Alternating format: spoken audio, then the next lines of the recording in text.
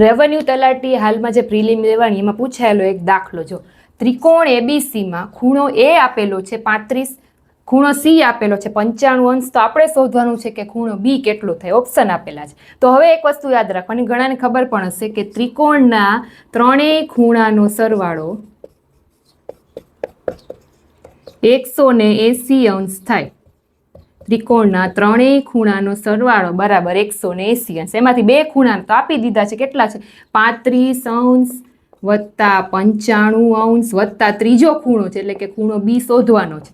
ત્રણેયનો સરવાળો કેટલો થાય? 180. તો 35 વત્તા 95 એટલે 130 વત્તા ખૂણો બી બરાબર 180. 130 ઓલી બાજુ જાય તો ખૂણો બી કેટલા થાય? 180 માંથી 130 જાય તો ખૂણો બી આવશે 50 અંશનો. તો આન્સર શું આવશે? તો કે ઓપ્શન ડી. મોઢે જ ખબર પડી જાય. 35 વત્તા 95 130 થયા તો વૈધા કેટલા? તો કે 50. તો ખૂણો બી છે 50 અંશનો આવશે. એટલે ઓપ્શન ડી તમારો જવાબ. કમેન્ટ કરજો તમે આ જવાબ લખીને આવ્યા છો કે નહીં. Thank you.